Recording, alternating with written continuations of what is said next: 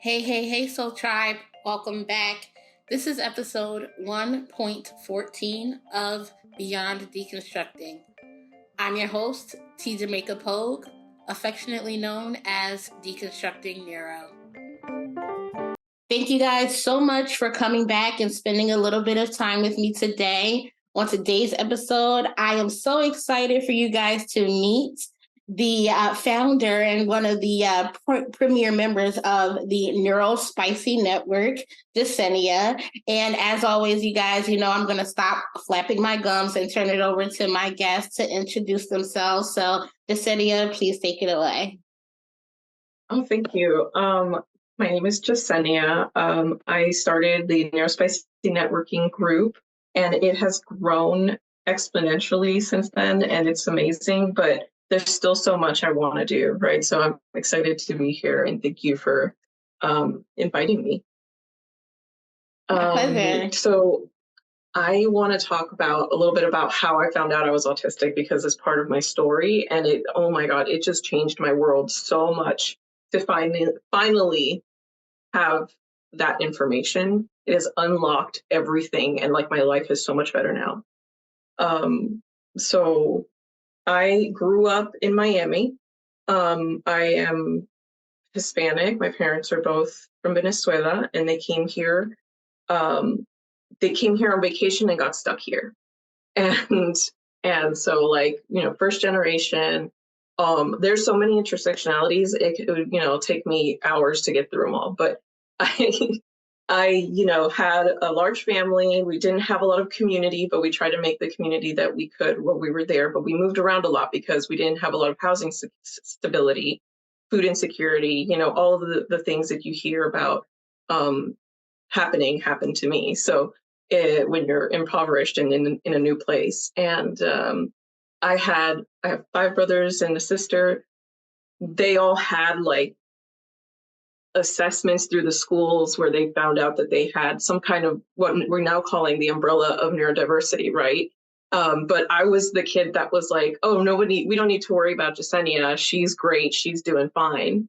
And all the while I was struggling internally and had no idea why, and of course it was the being raised in a patriarchal society with a patriarchal culture on both sides of my culture, right? The American side and the Hispanic side. And it was really frustrating because with the autistic PDA profile, I fought against it all the way. Like, I was arguing full sentences, like very eloquent speeches at 4 years old with full grown ass adults. Mm-hmm.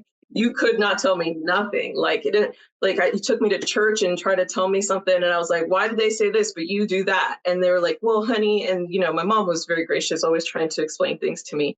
And my father was absolutely authoritarian and was like, no, nothing, no, you believe and that's it, right? And so I was just like, well, then I don't believe, goodbye.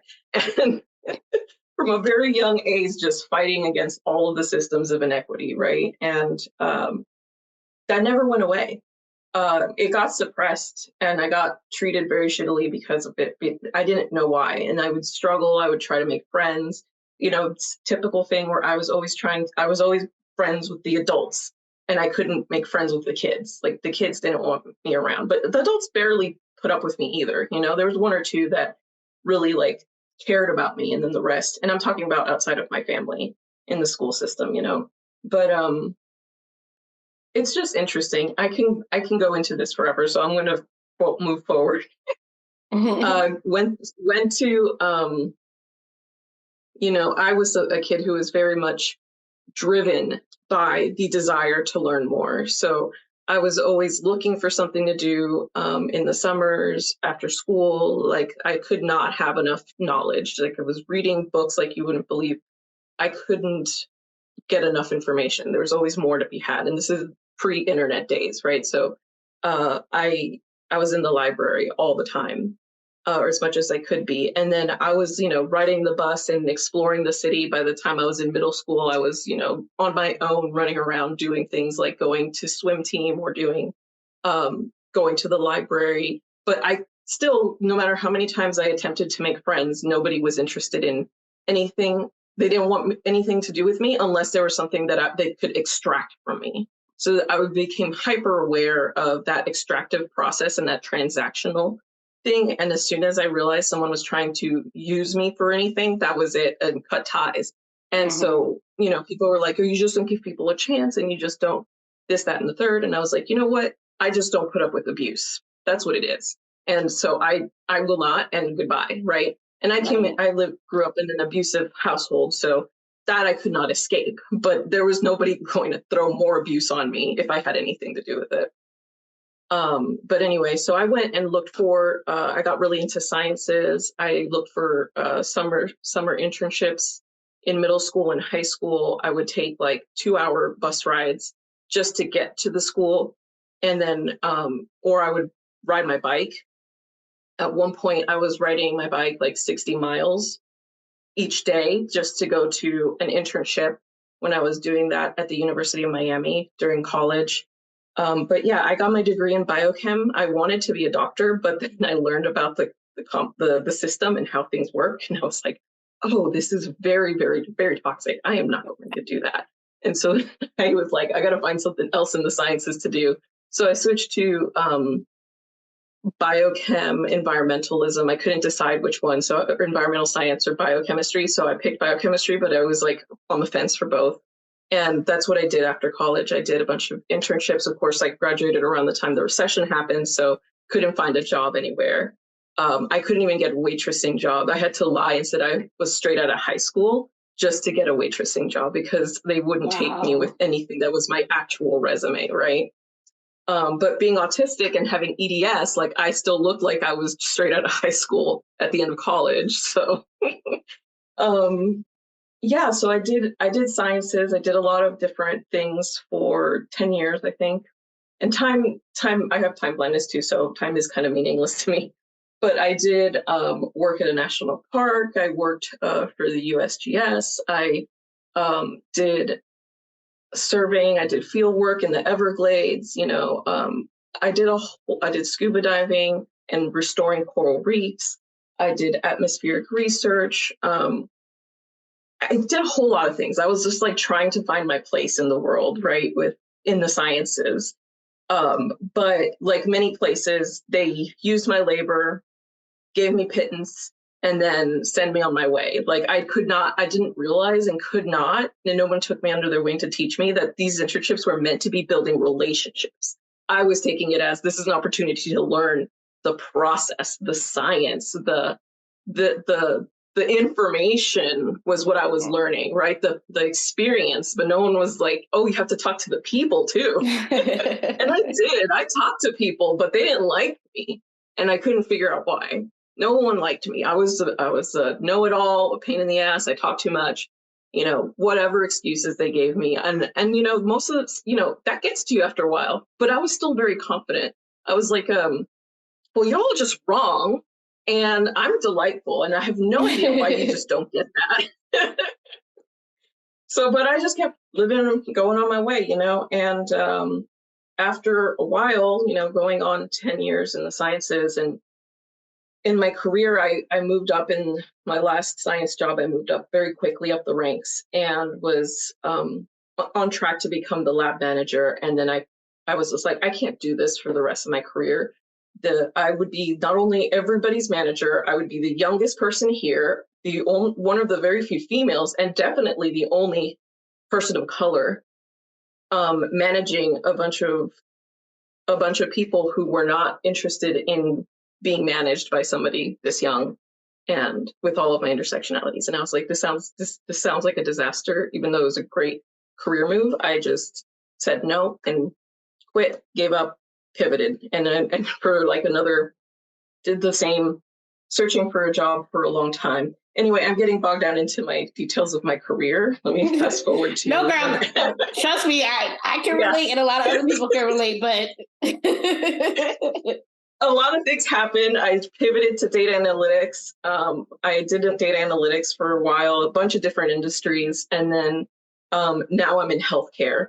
And I'm like, I don't want to do data analytics anymore. So now I'm actually trying to pivot into DEI. But that's a whole conversation for maybe later today, but we'll see.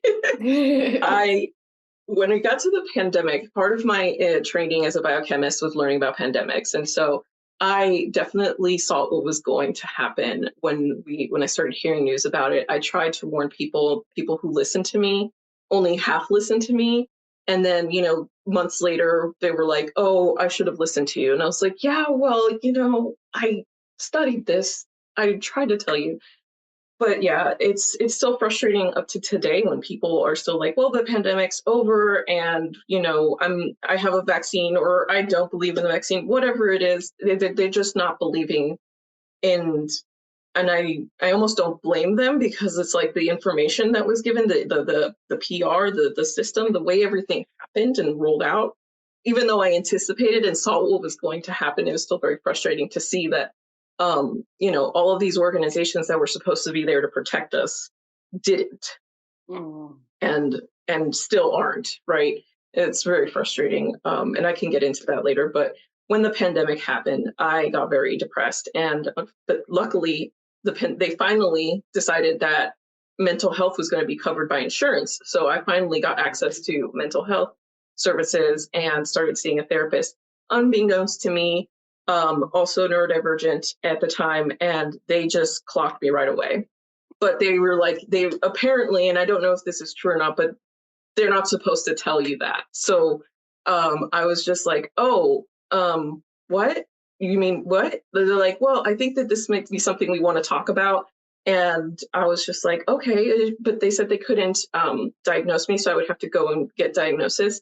But it was like the thing that just clicked into place when they told me, I think you might have autism. And I was just like, what is that? What is that even? Right? Like I had no idea. I had heard about it because I knew that there were anti-vaxxers who said that they think that the vaccines cause autism, which I had just like immediately rejected that thought. But other than that, I didn't really know what autism was. So then I, of course, autistically went on a deep dive into autism. And at first I was like, this doesn't sound right. It doesn't really match with my experience. Nothing's really clicking here. So, and this is from what I was reading on the internet. So then I was like, let me turn to TikTok, let me hear from people who know they're autistic and what is their lived experience. And then all of a sudden, boom, boom, boom, everything started to line up. And I was like, me too, me too, me too, me too. All of a sudden I was just like, oh, this has to be it. And then now that I knew the keywords and I knew what to search for, now I could go and really dive in and find out what was out there and what was available. And I have become like an advocate ever since. And this is what has led me to all of the amazing projects that I'm on now. And I'm excited to create more in the future. But that was my very long-winded journey to finding out I was autistic. Oh my goodness. No, I thank you and I appreciate you sharing your journey with us because, well, firstly, there you touched on so many things that I want to expand upon. But I always love hearing the different stories and the different journeys of how we came to the same conclusion because it's very important for me to break down the stereotypes and the false assumptions and this one, what I call the face of autism, that people just assume if they have heard of autism, they've only heard of it in one certain way and how it presents, which is, I'm sure, part of the reason why when you first heard about it and you did the preliminary research, it didn't click with you because it wasn't based on people like you and I. It was based on young, white, affluent cishet males. And we are literally like, if you could be on the polar opposite end, that's where you have a highly intersectional women of color. And so, yes, it's super, super important to hear the lived experiences of other people, because if you're actually autistic, you're an authority in a way that even someone who has studied autism clinically or studied it in school isn't. And so that's such a great point. But actually earlier, what I wanted to circle back to when you were talking about when you were in your career and kind of rising through the ranks, or even a little bit before that, when you were in a situation where you thought you were there to learn, and then you found out later that it was more about the networking and building relationships. Girl, I almost flew out of my chair because I had the same experience. That actually was how I started to realize that I'm autistic, was because I moved from being an individual contributor in a customer service environment to getting a support role. I was a support specialist for the vice president of one of the biggest departments in my former company. And because of that, I worked directly under him and alongside like the directors and upper management and things like that. So I took that position because I thought that it was going to be a great opportunity for me to learn a different side of the business, learn the operation, bring my experience from customer service to this side to help inform them on ways they can make processes better so that our customers would be happier. But I was ostracized, I was demonized, I was considered rude, arrogant. Just all of these negative things were put on me because I didn't participate in the social aspects of being in that environment. Like, I thought that these invitations were literal and not like I thought I had a choice in not going out to lunch or not going to happy hour or anything like that. But apparently, by me turning down some manager's invitation to have lunch, I was seen as arrogant and rude. Or because I wore headphones at my desk, I was considered to be rude because I didn't want to sit there and talk, or I didn't care to overhear other people's conversations. I just wanted to do my work. And I think that's super important because a lot of these companies, they like to spout, especially after the things that happened in 2020 with George Floyd and Black Lives Matter coming more to the forefront.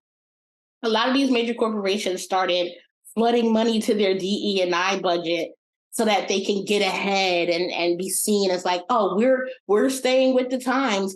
But they don't act, it's all performative because firstly, it only focuses usually on maybe race and maybe sexism, but disabilities, whether visible or invisible, they don't even worry about that. And when you try to bring it up, you're like, at least in my experience, it's like, oh, well, you want something for nothing, or you're complaining about something that's not actually an issue. But no, like, why would I advocate for something for myself that I don't actually need just to like be a spoiled brat? But that's how they see us because holistic people and neurotypical culture is all about manipulative, transactional, like you were saying earlier. And it's just it's so freaking frustrating. It really is.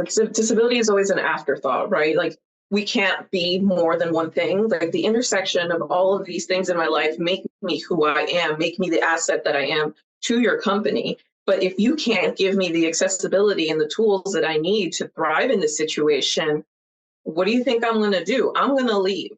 And that is why there's so much attrition in every company. And that is why there's this big push to go back to the office or go back to the way things were, is because everyone wants to reset to the way that it's back to the time and a place that doesn't exist anymore. It never did. It was artificial, and that bubble has popped, and they haven't accepted that reality yet, right? But if you can't make things accessible for the most marginalized person at your company, in your space, then you are making it so that nobody gets access except the people you choose. And that's the thing, the quiet part that they're finally starting to say out loud, right? They don't want to acknowledge that, no, they're not actually trying to make this an inclusive place. They're just trying to appear inclusive so that they can continue to profit off of the labor of neurotypical people, neurodivergent people. And we come in all sizes and colors and shapes, right? We have all kinds of specialized and generalized skills.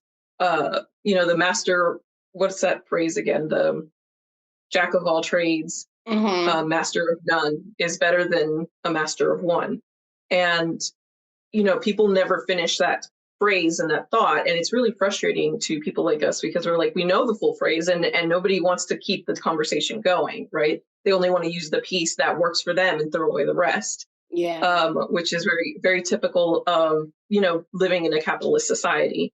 So everything's about extraction. Everything is about how we're colonizing our lives. We're being colonized every day by the systems that exist and have been in place to make the most wealthy profitable or to make the business profitable. It's all about the business. And I'm like, okay, yeah, but who makes that business run? People. If you don't make a people-centered world, what do you think is going to happen? I mean, yeah, you're going to go with the momentum that you've existed for so long, but eventually it's going to stop. And people are tired of, people are becoming aware of all of this, and are like, yeah, I'm not doing this anymore. And therefore you see all of the attrition, you see all of the people like not willing to put up with the abuse anymore. Well, we've been abused for so long, that's just the way things are. No. But that doesn't mean that it's right just because that's the way things have been. And oh my God, you make such a great point. Like we get seen or we get called quiet quitters or we get labeled these entitled brats because we are finally saying the quiet part out loud and being like, hey, just because this is what you've come to expect and there's so many people who are willing to just go with the system, I'm not willing to do that. I'm going to challenge it. I'm going to ask why we're doing this because it doesn't make any sense. And your answer of, well, this is just how things are done is not a good enough answer. It's not an actual explanation as to why we continue to have systems in place that don't benefit anyone other than the very few at the top. And like I swear, I go on many rants about corporate America at this point because that was yes, I mean, like that to me has been like the biggest system of well, it helped, I will say it helped me being in that environment to realize who I am. But because of that, I am now like so mad and angry that I put up with it for so long and didn't realize how much I was being exploited. Because to me, I'm like a people pleaser. I'm working through those people pleasing tendencies. And so I'm thinking, okay, I'll just go in, I'll work hard. I was thinking literally about the dream that they sell us. Like if you come to work and you work hard and you do X, Y, and Z, you'll make it. And now that I realize that it doesn't matter how hard you work, it's more about your reputation and if the people at the top like you. There's so many people that spend their lives, whether they're neurodivergent or not, spend their lives feeding into the system just to not get anything back. But then when you have somebody challenge it, they've given so much of themselves to it. It's kind of like that sunk cost fallacy. Yeah, it's like, well, I've given 20, 30, 40 years of my life to this. How dare you, not want to follow in my footsteps? Like, I don't know. I feel like there's so many people who, I know there's so many people who look at me at least and think that I'm crazy because similar to you in your previous position, I was at my old job for a little under 6 years and I had 5 positions. My last position was a leadership role, like one step below being a manager. And the fact that I was questioning things and that I was openly expressing my confusion and that I wasn't happy made people look at me like, why don't you just shut up? You have it all. You got this position that so many other people wanted, and why are you making waves? Because it's not right. I don't care that I have this title. This title means nothing to me if what I'm doing or what is being done to me is not right. But we're going to be called yeah, I'm sorry. No, I interrupted you. I say that we are the canaries in the coal mine because we don't care about hierarchies. We care about human rights, right? And that sense of justice can be twisted and can pull people into the white supremacy pipeline, the new age spirituality to white supremacy pipeline. And they pull a lot of autistic people in because they use logic circles and rhetoric to get them in there. But in the end, what I feel like is happening is that we just will not put up with being abused. But we've been so baked in the stew of abuse that we just assume that is the way that the world has been this whole time. And it's not true. If you look back to Native American or indigenous cultures of any kind, we were living great until colonization came around, right? I mean, we lived with the land. We had social structures in place to deal with issues that came up because we are social creatures and we are human beings. We are animals. We are beings on this planet that need to be maintained and taken care of. And when you put it into a system that is all extractive and no nurturing, what do you think is going to happen? You're going to start killing everything off, which is what we're living through right now. And this idea that the myth of the overpopulation is the reason that we're here. No, we're here because of a colonization and extractive mindset. And we can reverse that. Will it be back to the way things were? Probably not, but it's not going to be the end of the world. And this doom and gloom is another tool to keep us apathetic, to keep us hopeless, to keep us so tired and exhausted that we don't act, that we don't do, that we don't behave in ways that change the world, right? We can change the world. We need to rebuild our communities. And that is essentially the answer to everything is go connect to your community. If you're feeling lost and alone, find a community. If you're feeling hopeless and helpless, find a community. You want to change the world, find a community. And don't just think that you can do it yourself, right? You can, but people are already and have been working towards this. Black women and Black communities have been working towards this for a long time. Go find the people who are doing it already and join them.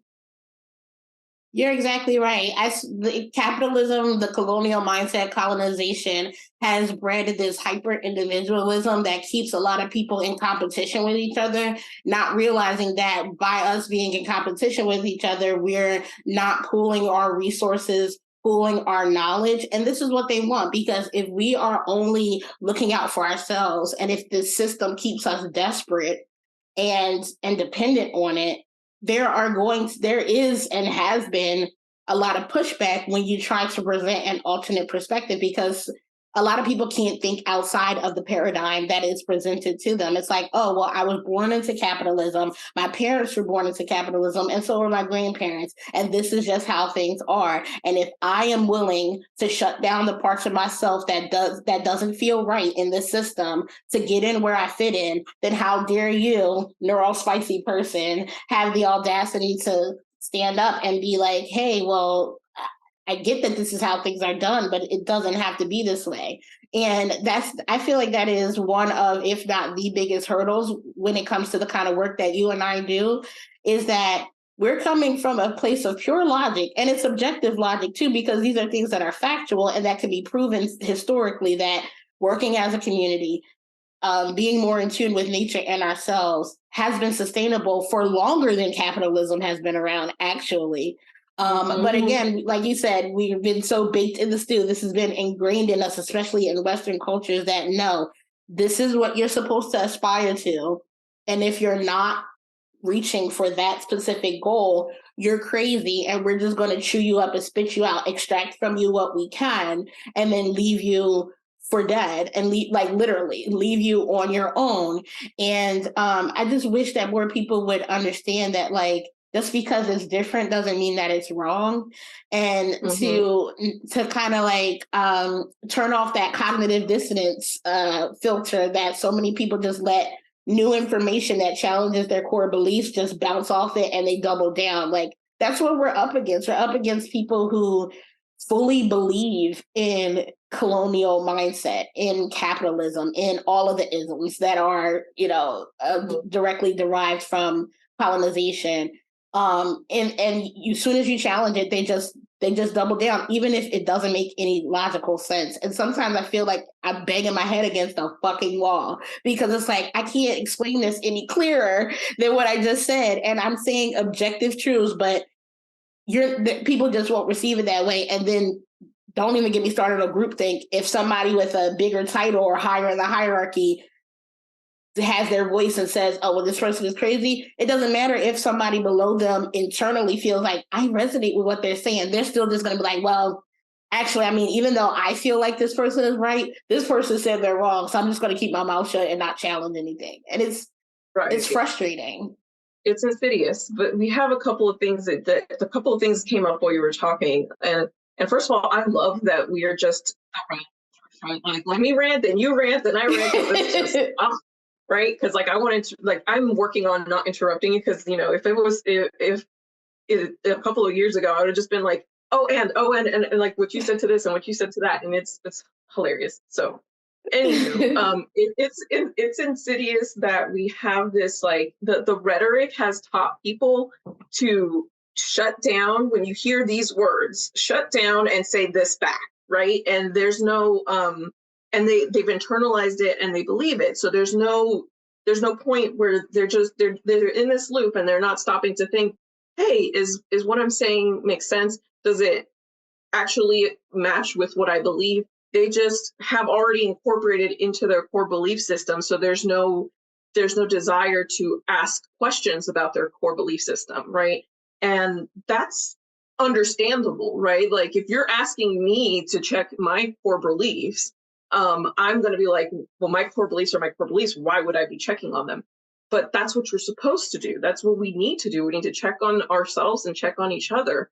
And that is not what we're being taught, right? That's what we've all been indoctrinated into believe this. And if someone tells you that this is wrong, they're wrong and act this way. And it's scripted. It's been taught to us generationally. It's already there. So breaking all of that down is going to be very hard. But it's not hopeless, because if you look into long canvassing, it's all about finding the common ground with people. But then it's like, it comes back to whose job is it to bring those people along? And it's definitely not us, right? It's not my job to bring people along because I'm already exhausted. I'm already tired. I'm already disabled. Like my job is to rest. My job is to recover from all this trauma and heal myself.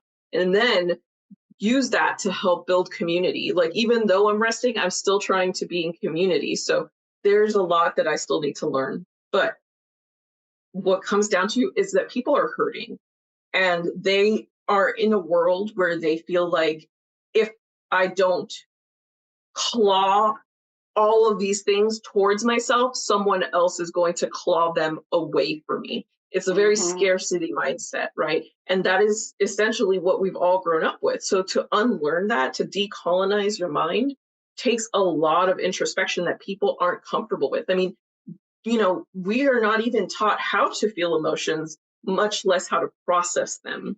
And us being neurospicy, like, we have to be given explicit instructions on how to feel our emotions, how to identify our emotions, how to understand facial expressions. Like, if you're lucky and if you're neurodivergent, you're more than likely have family that is also neurodivergent. And if you're lucky enough to have grown up in a family that either knew that they were neurodivergent or accepted that neurodivergence, you had parents who were teaching you, this is a happy face, this is a sad face. And the tone changed, right? And you're being taught that as a kid. So then you learn the rules of being in a society and behaving in the ways that our society has structured itself.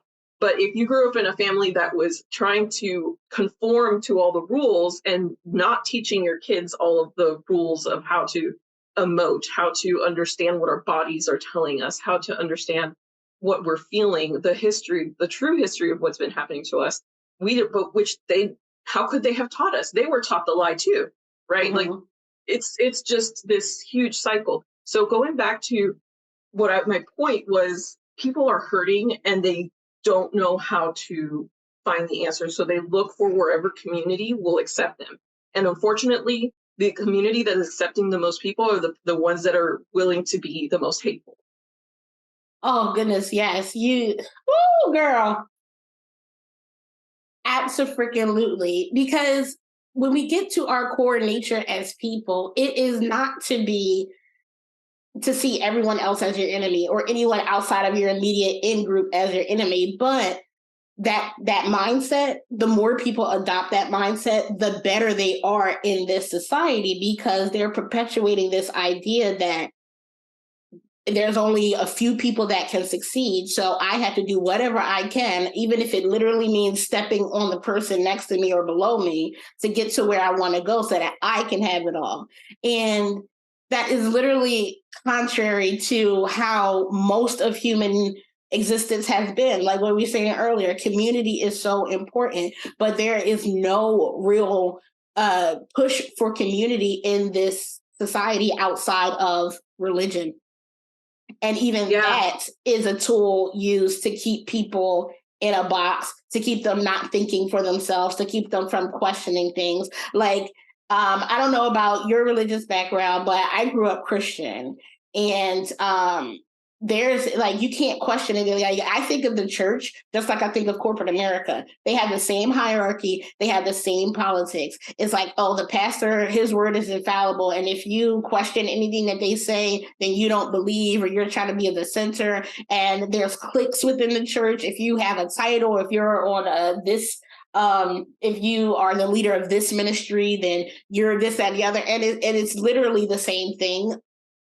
Same shit, different toilet. Right. And once I realized that, that's what made me want to leave the church, because I was like, what you say is not what you practice. You say that we are all welcome as we are, but as I am is someone who questions things that don't make any logical sense.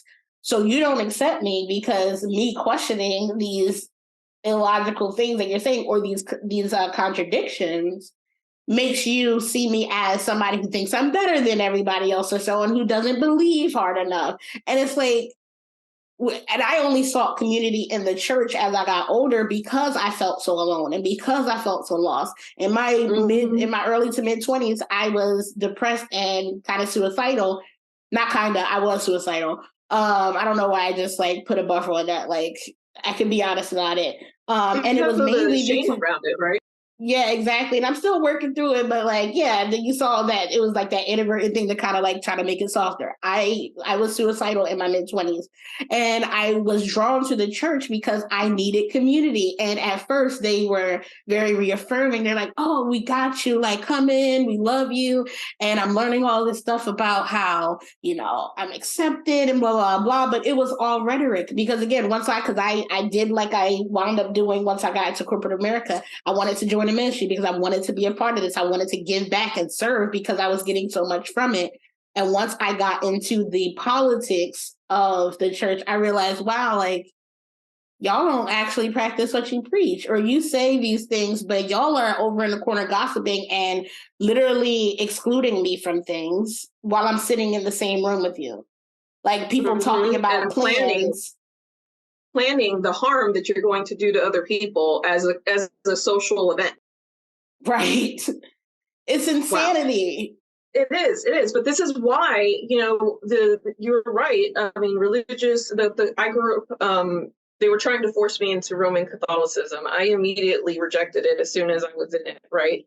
But I still had to go. I was still forced to go to church, and I sang in church choir. Did I believe a word they were saying? Absolutely not. I was dissociated most of the time I was in there. But I love to sing. So I was just like, look, I get to go do the thing I like, and then I can use it as an excuse to get away from the things that I don't want to do, like communion and sitting and going to Bible study and all of this bullshit that I didn't believe in. So I was like, sorry, I can't go. I have to go to choir practice, right? And yeah, all the songs are about religious stuff, but I didn't care. I was singing, and I was singing with the community, and I was accepted, right? Everyone's always looking for acceptance. They're looking for love. They're looking for compassion. They're looking for care. Everybody's care. This whole thing that, it's childish to want and need things.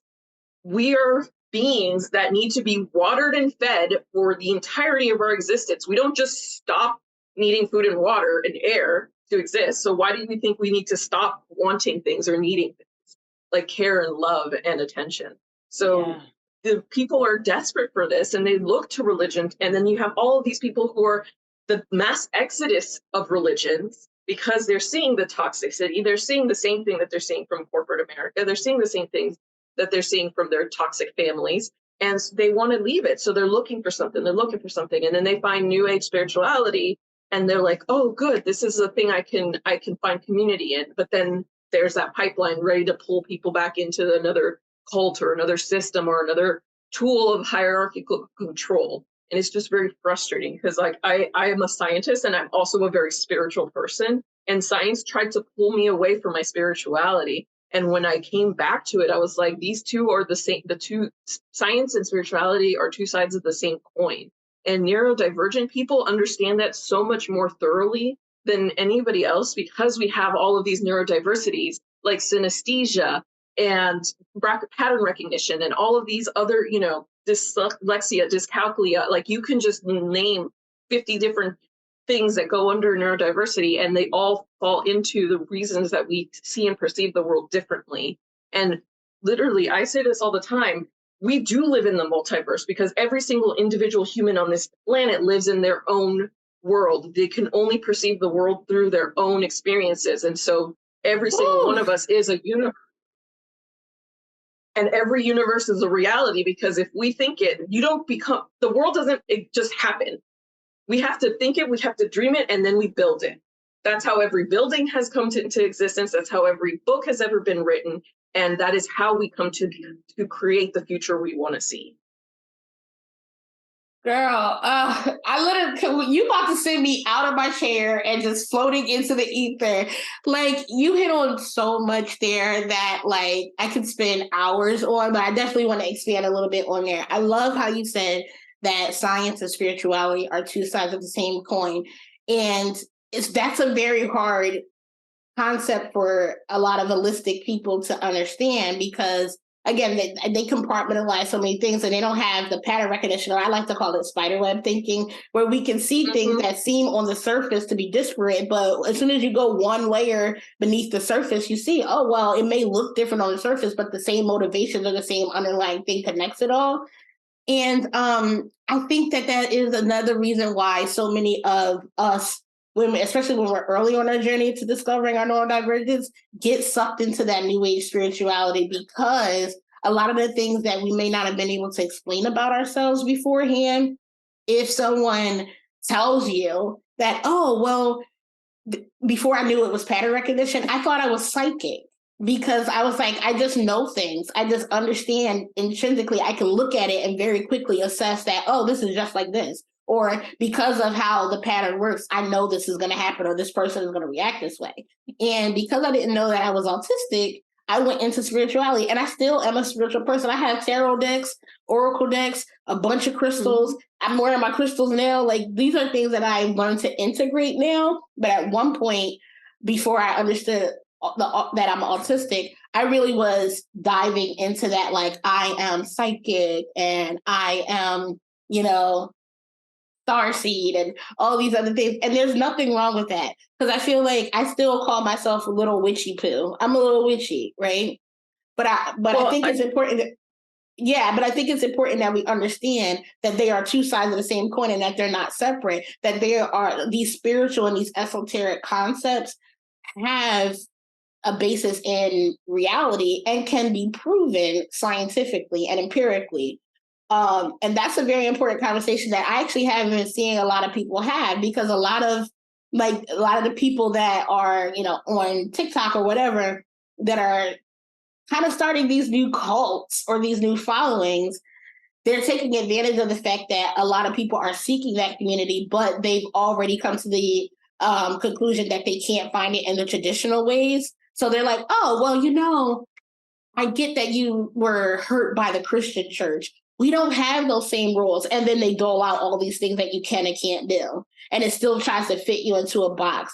I think we would become a lot more free as a society if we understood that you can express your spirituality in an individual way, as long as you understand that it doesn't make you superior. You don't have a superpower. You're not this like supernatural being. You're actually very natural when you are in tune with your spiritual self and also grounded in reality. Oh my God. Just like you were saying, talking this whole time, and you said so many things I wanted. I was like, oh my God. Okay. So first thing, starseed is a Nazi term, and we need to be very careful about using it. So I'm not going to get into it, but definitely take some time to look into it. It is part of that pipeline to try to pull people into that. They're like, you're starseed, you're an alien. Anytime I see alien or starseed, those are red flags for me about people that are currently in that pipeline, because those are, I wouldn't call them dog whistles, but they're something similar, right? That are being used and misused to pull people in with the spirituality lens. But when you talk about like how, to continuing to perpetuate supremacy culture and supremacy rhetoric by saying that what am I trying to say? The pyramids were built by aliens. No, they were built by Africans. But you want to discredit that entire culture and entire civilization, and you cannot fathom that there were several civilizations that were way more advanced than us existing long before we ever, we've lost that history, but we want to try to attribute it to something supernatural. So anytime that people say things like, I have a superpower, I'm an alien, I'm a starseed, those are all red flags, and take some time to look into it, because that is definitely like more than I can get into. But I did want to come back to something else you said, which is the trying to find the community. Oh, but I just lost my thought. I have lawnmowers, people out here, so I'm trying to speak when they're not near the window. No worries, we can't hear them. Yeah. What was my thought? This is part of like the ADHD, right? Like I get lost mid-sentence sometimes when I'm in the middle of talking about something. But I guess it'll come back to me later. It's just really frustrating to see people who are, it was the objectivity versus subjectivity. There is no such thing as objectivity. You can only perceive the world through your brain. So that rhetoric of objectivity is also part of supremacy culture that is baked into science. And if you look into the history of what the sciences is and how it came to be, it was all affluent white males or affluent people of whatever country or culture they were coming from that had, using exploitative practices to do the things that they're doing and have the freedom to explore these things, but they were exploring it. And a lot of the people that I know who are scientists are the most religious or spiritual people because they are in search of God. They are in search of understanding of our universe. And when you get down to the quantum level, there's just so many things of our understanding that breaks down as far as what is reality, what is even solid. What is, you could say that this is real, the things that are real exist in the world. But if you get it down into the atoms of this particular book that I'm holding in my hand, it's nothing but empty space when you're talking about quantum physics. So it just starts to break down. The reality is that we don't understand everything. We're still in the dark ages of medicine. We're still at the beginning stages of understanding ourselves as human beings and our brains and our neurodiversity. Our medical sciences and all of the things all of the rhetoric and things that we think we understand and know are probably going to be all debunked in 100 years. So think about that when you're trying to think about this is objective, this is hard truth. And there are things that are true. It's not to say that there aren't things that are true. Like supremacy culture is real. People are trying to kill us. People are actively creating systems and perpetuating systems of oppression to eliminate us, which is everything. Everything leads back to eugenics. Everything leads back to racism, right? And so anything that you're thinking about, frustrated with, anything that triggers you, you have to come back and say, who benefits from me believing that? Who benefits from me being triggered by that? And is this something that I actually need to address as trauma, or is this something that I'm actually being abused by? And like getting down into that deconstruction lens, which is why it's so important to have a variety of voices. And I don't mean a variety of voices like go spend time with people who are on the far right and spouting neo-Nazi bullshit, right? Like that's not what I'm saying. What I'm saying is be in community with other people of other cultures and talk to them about what their ancestors understood about the world and how that fits into the reality that we live in today, and how we can dream and imagine how we can get to a world where we can coexist with each other, no matter how different our belief systems are, right? Because we can be Catholic, we can be Christian, we can be Muslim, we can be many religions and still coexist, expecting that we all just treat each other with respect, love, and human decency. But what that means to people in certain places means for me to be respecting you as a human is to demoralize you and strip everything away from you that is who you are, because I need you to fit into my box. Oh, yes, girl. This is girl. Okay, I need to gather my thoughts because I'm like, I'm so excited. Like, this has been what keeps us the at the crux of it all is, like you said earlier, everyone is their own individual universe, and we do really live in a multiverse, right? But what happens is when we are stuck in this very individualistic thing, like my beliefs are my truth, and therefore if you don't believe what I believe, then you are my enemy, has kept so many of us fighting. Like, there have been literal religious wars fought over religion. People fought and died because someone else wouldn't submit to their way of expressing their spirituality. There is no one way to be.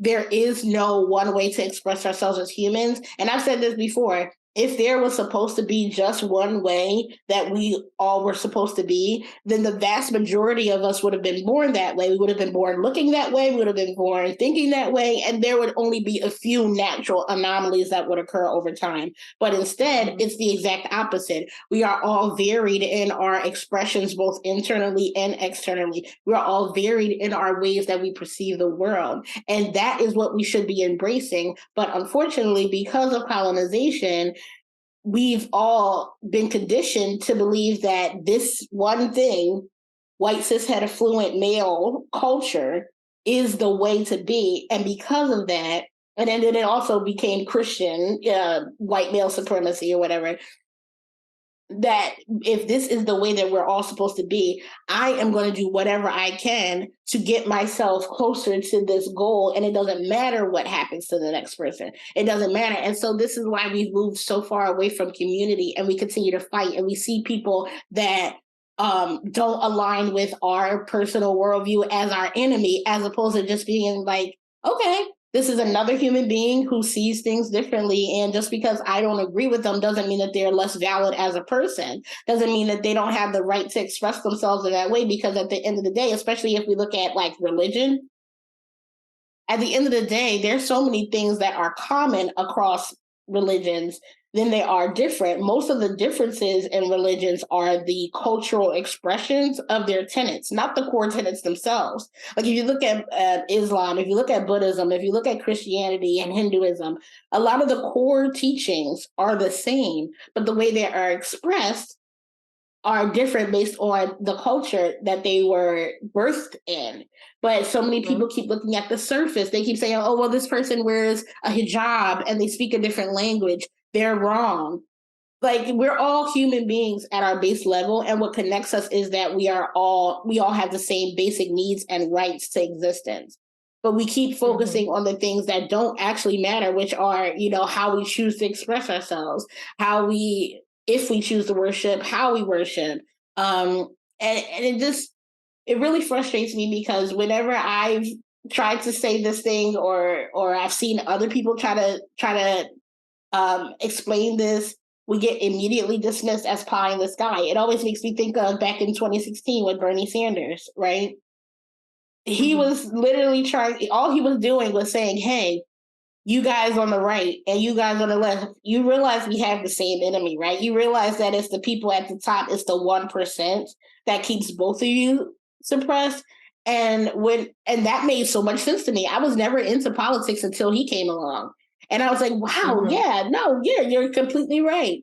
And so then I was campaigning for him. And when I was like talking to people about Bernie Sanders, so it didn't matter if they were Black, white, Hispanic, Asian, didn't matter. They all came in with the same thing. Like, yeah, I mean, that sounds good, but he's never going to win. Or, yeah, he may be saying this, but I don't think that someone from Camden, New Jersey, the most dangerous city in the country, has something in common with someone from rural West Virginia or something like that. It's like, but that's only because you're looking on the surface. If you look at the ways that we all struggle, you can come back to the same conclusion that we have a common enemy that's not each other. But that doesn't serve a capitalist system. It doesn't serve a white supremacist system. There always has to be somebody at the top, and they get there by suppressing and oppressing everyone else to get there. And then they keep us in a scarcity mindset so that we're fighting with each other, as opposed to coming together and fighting the 1% of people who are making life miserable for the 99% of us. But it's all by design, right? This has been designed and working as designed for a very, very long time. It's just that now we have the ability to connect and communicate with people, a lot of people, in less time, right? Because it's not just the internet. The internet has been around for a while, but until TikTok came around and made it very accessible to contact and integrate so many different ideas and so many people in short periods of time, everyone's like, oh, our attention spans are shortening. No, our processing is speeding up. right? Our ability to process and engage and interact with many conversations at the same time, rather than having one national conversation, we're having 50 national conversations, and people are starting to see that the systems are set up to constantly be pitting us against each other, keeping us exhausted, all of these things. But you know why? It's because of childism. The truth is that they use children as a shield. Oh, think of the children and clutch your pearls. But you don't think of children as human beings. You think of them as property. You think of them as clay that you can mold, and not something that is inherently born being themselves the second they're out of the womb. In fact, before they're out of the womb, right? And so when you come into the world and you're trying to shape and mold, you're teaching them, but they're going to be and do and learn what they're going to be and do and learn. And there's no amount of shaping that's going to change that, right? They tried to beat my resistance out of me. It never went away. Yeah. You know, it made me stronger. Well, it didn't make me stronger, but it made me willing, or it made me fight. It made me fight for my life, because that's what I was doing. And until we really truly accept that when people are saying we're doing this for the children, that's not the truth. We know that's not the truth. You're not doing this for the children. You're doing this so that you can continue to use children as slaves. Ooh, girl, I swear, every time I hear a politician use that, try to use children as a shield, I could roll my eyes so hard they'll fall out of my head. Because it's like, and I never thought I would get to to bring up this on my podcast, but here we go. Like gun control in this country, right? Anytime, especially someone on the right, they're always talking about we're doing this for the kids, especially when they talk about abortion bans. You don't actually care about kids, because if you did, you would have tighter gun regulation, and you would have universal health care. You wouldn't be bringing back child labor laws. You wouldn't be bringing back pedophilia, which is essentially what you're trying to do, lowering the marriage age and raising the voting age. Like, come on. You think we're blind? We're not blind. We just didn't have access to connecting to each other like we did before. So people have more power than they realize, but they just didn't have the communication, and they didn't have the people. And the people who were here doing these things, they killed them all, right? Mm-hmm. All assassinated. Yeah. Girl, I was so afraid for Bernie Sanders' life when he was, campaigning. And I see it and it makes me sad, and I don't want to go too much into it, but I got really depressed when I saw what happened to him in 2020. Because I'm like, wow, like they didn't even try to make it look like it wasn't an obvious ploy to make him seem like to try to delegitimize his campaign. They literally all came together and stood behind Biden so that everyone else, because of groupthink and hierarchical think, would see this and be like, oh, well, I guess if they're saying this, then he doesn't have a chance. And again, that's just their way of keeping us. Exactly. But that's also what they do to keep everyone like desperate and feeling like we only have a choice between these two different parties or these two different things. And it's like, by keeping people desperate and ill-informed, that's the only way that they can keep this system perpetuated. And that's why they're trying to attack education. They're trying to attack things like TikTok, because the more educated we are, the more you understand that, oh, you have the ability to think critically, and as opposed to just going with the flow. And then that's more people questioning the system. And they can't have that, because as soon as we start to question it, it won't stand very long, because it's a house of cards anyway. Right. You said critical thinking, and it reminded me, like, people throw that word around, and not to say that you're doing this, but people throw that word around and don't really understand that we're not taught how to critically think. I wasn't taught how to think critically until I got into college. And at that, like third or fourth year, right? Like those skills, they're philosophical skills that aren't taught to us. And the logic loops that have to happen, and okay, build a diagram and think through yes, no, all of these things have to be taught. Just like autistic people need to be taught what facial expressions mean, everyone needs to be taught what critical thinking means and how it works and how you apply it to anything and everything, right?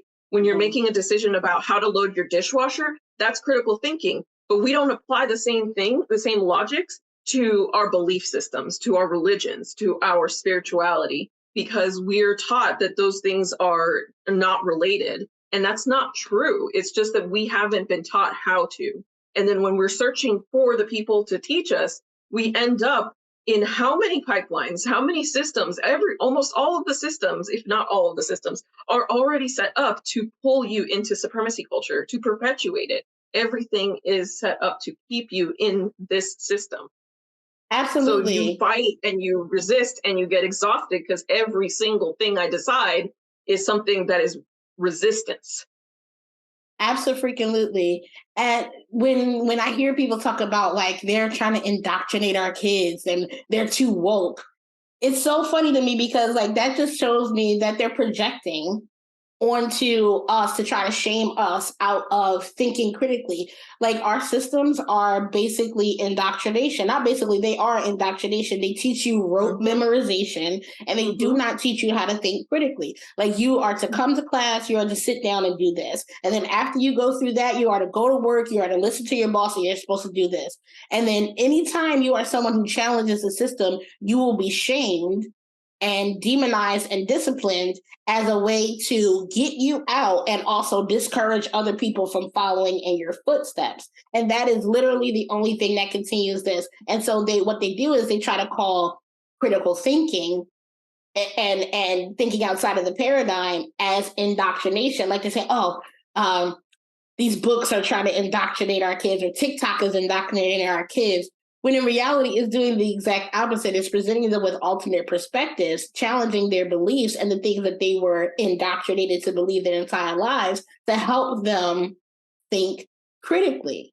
And I wish more people would understand that. But guilt, shame, and fear are the three main weapons and tools used by a white supremacist colonial culture to keep people compliant. Because if we can make you feel guilty about not following the rules or not just blindly complying, if we can shame you for it, and if we can make you afraid for your safety, then you are going to be less likely to rebel. You're going to be less likely to walk away from the system because you feel the guilt, you feel the shame, and you feel the fear. As soon as they lose that grip on people, as soon as you start to move from a place of, no, I'm not going to be afraid of walking away from this, or you're not going to guilt or shame me into being out of being an individual. And you start to move with love and compassion, like the exact opposite. That's when you can really, truly break free. But I feel like we need to have that happen on a mass level. It's really still an individual process. The few people who are doing the healing and are working on themselves and are able to see outside of their paradigms, we're here, but we're facing a centuries old system that so many people just like have bought into, that is going back to, like, I feel like I'm banging my head against the wall. And I don't care how crazy I look to some people. The crazier I look to you, the more I know that you got your head stuck in the sand. And but and then my sense of justice is like, I just want everybody to, it's kind of like, I forget who it was, I was talking to about this when they used the Mean Girls, that scene in Mean Girls, like, she doesn't even go here. When she was talking about, I just wish everyone could eat cake and rainbows and have fun. That's really me. I'm just like, I just want everybody to get along. I just want everyone to be able to eat cake. But then there's always somebody who's like, well, she doesn't even go here. Like, get her out. Like, she's like crazy. And I really feel like that's a perfect analogy for how it feels when you're like trying to share this information with people. Exactly, and they use the words that they use the words that we use to expose them, to try to discredit us from exposing them for the thing that they're doing. They're indoctrinating, so they say we are indoctrinating the kids. Well, you know what? If you teach a child to be afraid, a child just wants love and nurturing. They need to be taken care of. And if you withhold that from them with fear and judgment and shame and guilt and all of these things, then you are indoctrinating them into believing these things and self-policing so that they do this to themselves and continue to perpetuate these systems, so that then you don't have to exert any more effort to get your child to do the thing that you want them to do, instead of letting them be the person that they want to be and ask the questions, right? So if you internalize this, and we have an entire planet full of people who have dealt with colonization in one way or the other, they're all traumatized and they're all dealing with that internal police and then turning around and projecting that police out to others because that's what was done to them. And so that's what they think is the reality of the world. And we are in a world where we can't explain to them that this is not how we need to treat each other. They've been in this too long. Not to say that they can't understand and come out of it, but they're not even open to listening, right? They're not even open to having that conversation because they're still like, oh, you're just trying to control us. When in fact, all we're saying is we just want to live. Stop trying to control us to be like you. Abso-freaking-lutely. Woo! Girl, I am like, yeah. I'm not even going to expand on that because you said it perfectly. Because we could go on and on and on about this. On and on and on. And actually, I would love to. I would love to talk about this again. Absolutely. Absolutely. But you know what? Before we wrap, this is one I'm sorry. I was going to say this is one conversation. This is not a thing that happens one time and then go, right? This is how we build the world of the future. But go ahead. No, I completely agree. But what I was going to say, I was like, before we go, I want to actually touch on some of the things that you're doing. Because I know earlier I was saying, when I introduced you, I said you founded the Neurospicy network. But I want you to tell us more about what that is, because I know it plays into the conversation we were just having about community. And I really would love for you to expand on that. Absolutely. And just to keep my thoughts in order, I'll go chronologically. So once I found out I was neurodivergent and I started looking online and finding people in community, I was like on TikTok and I was like, hey, I need to talk to these people, not just watch their content and make comments. Like, I need to talk to you. So I was trying to reach out to people. That is my purpose on TikTok, is to reach out to people, connect with people, because I am at home. I'm still taking COVID seriously. I don't really leave the house. When I do, I'm masked, and I'm very careful and intentional about what I do because I don't want to get even further disabled. The society's already keeping me disabled, right? The social model of disability and whatnot. But in that process, I realized a lot of people don't know, neurodivergent people don't know how to network. And I was still learning how to network. I still am. And I was just like, let me make a LinkedIn group for people who are looking for work from home jobs, because I figured out how to do it. Let me share that knowledge, and let me share it to the neurodivergent people who are afraid to network because they don't know, they don't want to reach out. Reaching out is scary because we've been beaten down so much by life and society that we're just like, that's the scariest thing, is to reach out to a stranger because you don't know if you're safe. So trying to create a safe space is what I started the Neurospicy networking group on LinkedIn. And that is where people who are neuro-affirming can join and ask questions. It's a closed group, so anything you post there is not going to be shown to your employer. If your coworkers are on LinkedIn, they're not going to see it. And you can share and be part of this group and talk to each other about, sharing links, sharing events, sharing, asking questions. How to, one of the ones I saw was, how do I tell my employer that I need accessibility? Like, what's the process? Or any links? And we shared I think it's jan.org, although I have to look back and check if that's right. But a couple of places that, sharing resources and having a space, and even learning what that is. So I'm still trying to work through that. Of course, I still have my full-time day job and all of the other projects I'm part of. So trying to manage my time and my spoons across all these projects is a challenge. Even coming today, I was like exhausted and not I was just like, I'm showing up even though I'm not fully here. But having conversation always energizes me, which is why I know, I love to do this. The more interactions I have with people, the more I realize, I love to talk to people. I'm not an introvert. I thought I was for the longest time. But side note, introvert and extroversion is not about how you present to the world. It's about how you recharge your batteries. So if you're, I'm actually an ambivert, I think, a little bit of both. If you're alone, if you charge your batteries alone, you're an introvert. If you charge your batteries around people, you're an extrovert. And then ambivert, in the middle, kind of a little bit of both. But anywho, another one of the projects, another one of the things that I did when I was on TikTok is I found Calling Up Justice, and I joined that collective, and I've been supporting them in a bunch of different ways and trying to network with more people, just find more people, do social justice work, find out what they're doing, collaborate on different projects. It's such an interesting and amazing group, and I love that I'm part of it. And I want to see more happen there too. So and then trying to do it again in a COVID safe way. That's the hardest part right now, is that everybody's going back to normal, and then we're losing our access to funding and ways to find funding because everyone wants this in person and we don't feel safe in person. So there's just a lot of things that are limiting us and keeping us back, which is the same thing for the One Free Community. One Free Community is a group that I founded with a bunch of neurodivergent femme presenting people, and we decided that we needed a space that was going to center the most marginalized people. So, I kept joining neurodivergent groups, either on Discord, LinkedIn, and all of these other places, and they were so white because other people of color would show up, feel the toxicity, and then turn around and leave. And when they brought it up, they were shamed and pushed out. So then why am I going to stay in that? We left.